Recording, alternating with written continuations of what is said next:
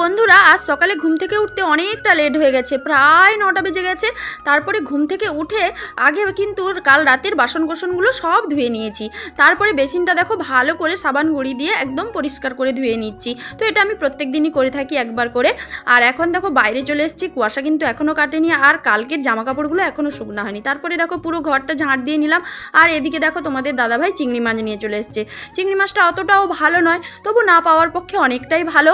আর এখন দেখো চিংড়ি মাছগুলো ছাড়িয়ে নিয়ে সুন্দর করে ধুয়ে নুন আর লেবু মাখিয়ে দেবো, যেহেতু চিংড়ির ভাপা হবে। তারপরে সমস্ত কিছু মশলা একে একে অ্যাড করে নেব।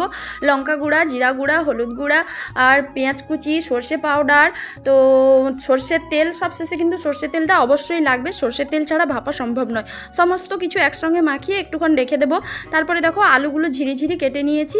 আলুগুলো আলাদা ভেজে একটু দেবো, নাহলে সিদ্ধ হতে একটু সমস্যা হতে পারে, তার জন্য। আর দেখো সমস্ত কিছু মশলা দিয়ে একটু জল দিয়ে ঢাকা চাপা লাগিয়ে আধ ঘন্টা হবে।